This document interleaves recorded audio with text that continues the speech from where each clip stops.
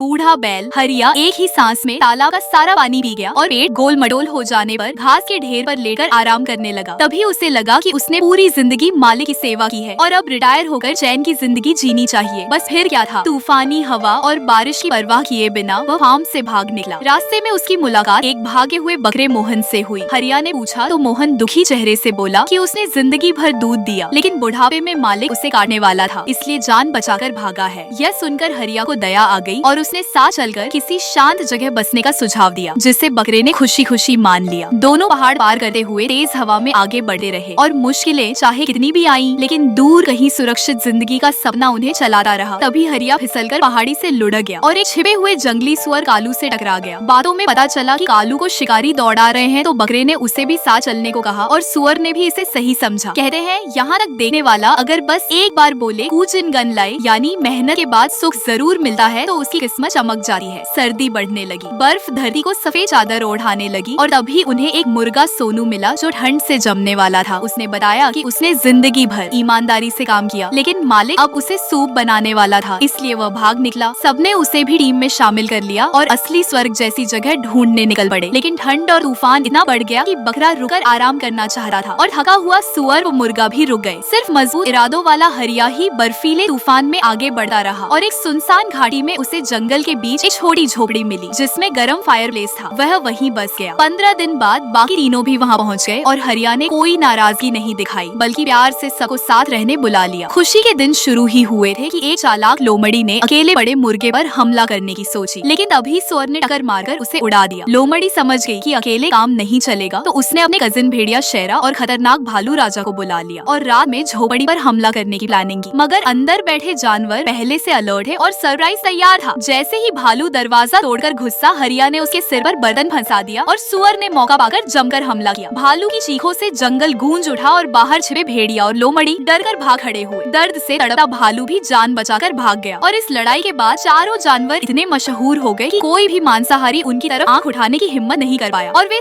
सब मिलकर खुशहाल जिंदगी जीने लगे। लाइक सब्सक्राइब कर देना, भगवान आपको बहुत खुशी देगा।